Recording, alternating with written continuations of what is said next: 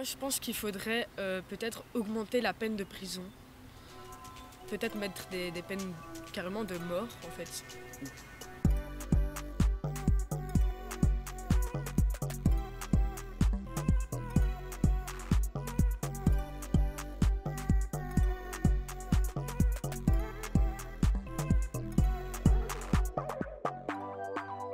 Je te donne une baguette magique et demain, tu deviens le directeur de ton école. Qu'est-ce que tu changes?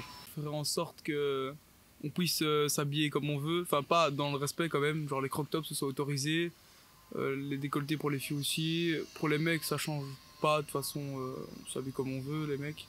Diversifier aussi les grilles horaires, parce qu'elles sont beaucoup trop cadrées.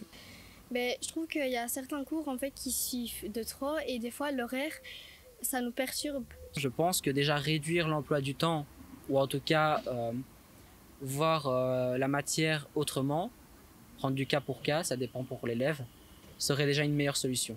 Par exemple, moi j'ai plusieurs difficultés et des fois je suis embêtée dans les matières. Et je trouve qu'il serait intéressant par exemple qu'on ait des heures d'études, d'avoir une logopède en plus pour nous aider dans certains cours où on a du mal et toutes des choses dans ce genre-là. Tu voudrais plus d'accompagnement, d'aide à la réussite. Oui, voilà. Ok. Et ça n'existe pas? Ou il y a, mais c'est pas assez? Si, dans mon école, il y en a. Moi, je suis suivie également. Mais je trouve que dans certaines écoles, il y en a où ils pourraient faire ça en plus pour mieux aider les élèves qui sont dans le besoin pour essayer de réussir dans leur année scolaire. Aussi par rapport aux examens, instaurer un nouvel horaire, un horaire aménagé par rapport à ça. Qu'avant les examens, par exemple la semaine avant, on ait déjà des demi-journées de congé, au lieu d'avoir simplement pendant les examens des demi-journées de congé.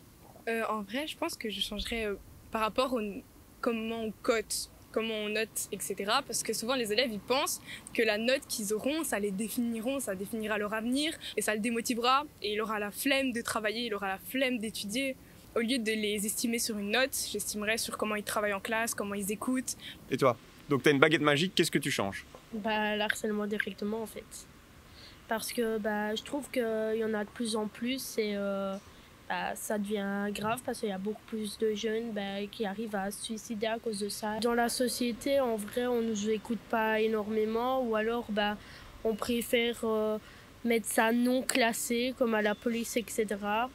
Tu as eu l'occasion d'en parler ou tu as le sentiment que certains jeunes en parlent et que la police met ça de côté alors? Oui, c'est ce que j'ai vécu et clairement la police a mis ça sur le côté pour manque de preuves, etc. D'accord. Et tu t'es sentie comment par rapport à ça? Impuissante et limite pas écoutée. Et comment tu ferais?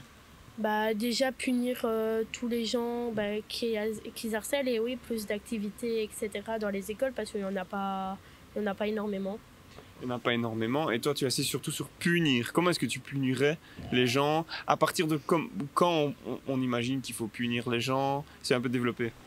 Quand ça devient trop loin ou qu'à l'école, les élèves se font harceler, les sanctionner, clairement, leur mettre, je sais pas moi, des jours de renvoi ou clairement faire des fiches disciplinaires et montrer que ça sert à rien d'harceler, c'est tout. D'accord. Donc, alors tu considères que dans ton école, on va pas citer ton école, mais il n'y a pas assez de sanctions et c'est pas assez pris en compte dans ton école? Oui, il n'y en a pas du tout. Vous devenez le bourgmestre de votre village ou de votre ville, qu'est-ce que vous changez? Peut-être mettre plus de commerce parce que c'est vrai que dans mon village, tu vas te promener, il y a rien en fait, il y a que des maisons, il y a pas de magasin quoi. Et pour la pollution, c'est mal quoi parce que on est toujours obligé de prendre la voiture ou quoi pour aller chercher un pain ou... Mais pourtant, on est dans une tendance de société d'aller plus vers le circuit court, vers le commerce local. Ouais. Et t'as pas ce sentiment dans ton village? Non, franchement, il y a une ferme, une bibliothèque et c'est tout. Et par exemple, la ferme, il ne fait pas des colis par exemple, où tu pourras aller chercher de la viande, je sais pas, le fermier? Ça, personnellement, je me suis jamais renseignée, donc je pense pas qu'ils font ça. Ce serait intéressant que tu te renseignes. Oui, c'est vrai. Moi, personnellement, je suis bien dans mon village, donc je changerais rien, par peut-être les disputes souvent. La police vient, mais ils font rien, ça n'a rien changé. Comment est-ce que tu ferais autrement qu'appeler la police? Peut-être s'arranger mutuellement et parler. Demain, vous devenez bourgmestre. Qu'est-ce que vous changez dans... Peut-être plus de lumière le soir. Et ça engendre quoi, ça, le fait qu'il y ait pas assez de lumière, tu penses? Il y a plus de gens qui nous suivent un peu, genre ils prennent plus la confiance et du coup parfois je rentre un peu en courant genre. Il y a déjà beaucoup de choses qui sont bien. Sinon, peut-être respecter un peu plus, comment dire, les bois. Il y a énormément de bûcherons qui viennent couper les bois sans jamais replanter. Ah oui, la circulation des voitures, je trouve qu'il y a beaucoup trop d'embouteillages, par exemple, c'est impensable. Et tout le reste, je trouve qu'il devrait fermer aux voitures parce que ça sert à rien et faire peut-être des parkings. Il faudrait refaire les trottoirs parce qu'ils sont vraiment abîmés et du coup on a failli tomber 3 fois aujourd'hui. Moi, c'est un peu bizarre parce qu'en fait, il y a beaucoup de bâtiments abandonnés. Il y a beaucoup d'enfants qui vont là-bas dans les bâtiments abandonnés pour rigoler, alors que genre il y a un SDF qui avait foutu le feu. Tu le ferais sceller? Ouais, parce qu'il y a vraiment beaucoup de SDF, il y a des drogués là-bas. À un moment, je sais qu'il y avait même eu un trafic de drogue. Je sais pas, c'est bizarre. Mais c'est peut-être parce qu'ils ont nulle part d'autre où aller. Genre je ferais un endroit pour les personnes SDF. Mais je pense que ça existe déjà, non? Genre une habitation pour eux, pour essayer de leur trouver un travail, un appartement, pour essayer de les remettre sur un bon chemin. Vous êtes Premier ministre. En gros, vous pouvez changer quelque chose en Belgique, dans notre pays. Qu'est-ce que vous changez? Déjà, peut-être aider les personnes sans abri. Donner des fonds aux ASBL? Oui, aux ASBL, voilà. Qui travaillent sur le sujet. Que certaines personnes changent leur mentalité sur les SDF parce que c'est pas forcément des gens mauvais, c'est juste des gens qui essayent de s'en sortir en fait. Tu pourrais mettre en place quelque chose pour les aider? Peut-être faire des posts sur les réseaux sociaux qui inciteraient les gens à aider les personnes sans abri.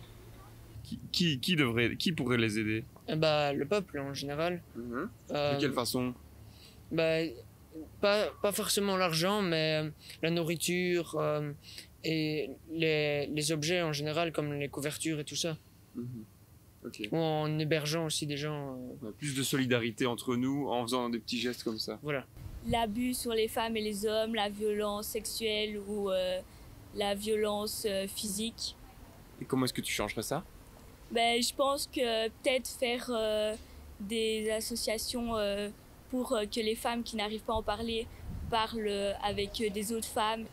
Moi, je pense qu'il faudrait peut-être augmenter la peine de prison. Donc peut-être mettre des peines carrément de mort, en fait. Oui, c'est peut-être un peu...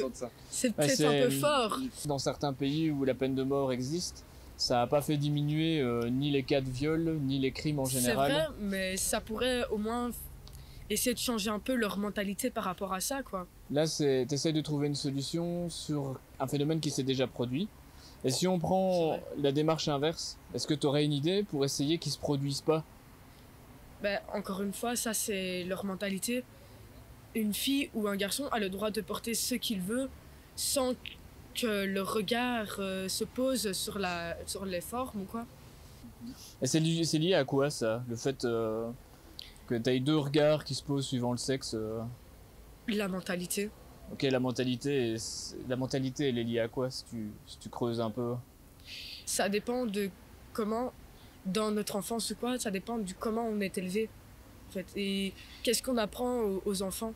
Demain, tu es Premier ministre de la Belgique, qu'est-ce que tu changes? Les services sociaux, il faut certainement pas y toucher, ils sont bien et il faut peut-être limite les améliorer. Et aussi, il faudrait peut-être faire plus de vérifications pour savoir qui travaille et qui ne travaille pas, parce qu'il y en a beaucoup qui font exprès de ne pas travailler parce que s'ils travailleraient, ils gagneraient moins de ce qu'ils gagnent au CPAS, au chômage et tout ça. Aussi mettre le prix du chômage un peu plus haut parce que maintenant la nourriture coûte cher, les habits coûtent cher, tout coûte cher.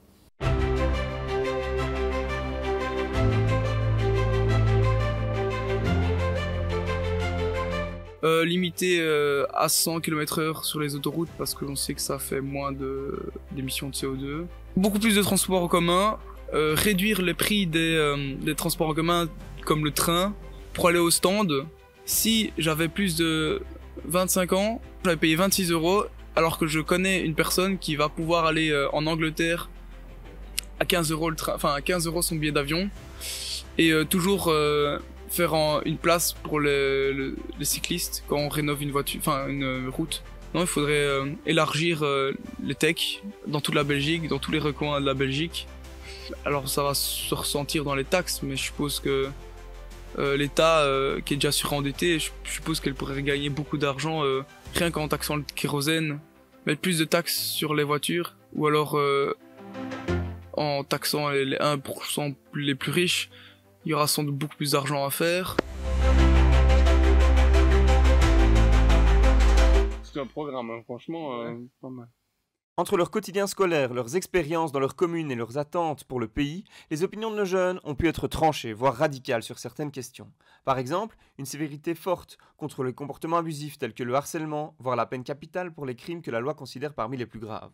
Toutefois, quand on creuse un peu au-delà de ces constats et mesures, les jeunes attachent une plus grande importance à l'éducation et à la conscientisation plutôt qu'à la répression. La solidarité a été le thème récurrent de nos échanges, que ce soit sur le plan social, intergénérationnel, économique et même environnemental. Ainsi, ils avancent des idées poussant à des actions positives pour notre planète. Si vous voulez connaître leurs idées sur d'autres manières d'impacter durablement et positivement notre monde, nous vous renvoyons vers notre vidéo sur la fast fashion.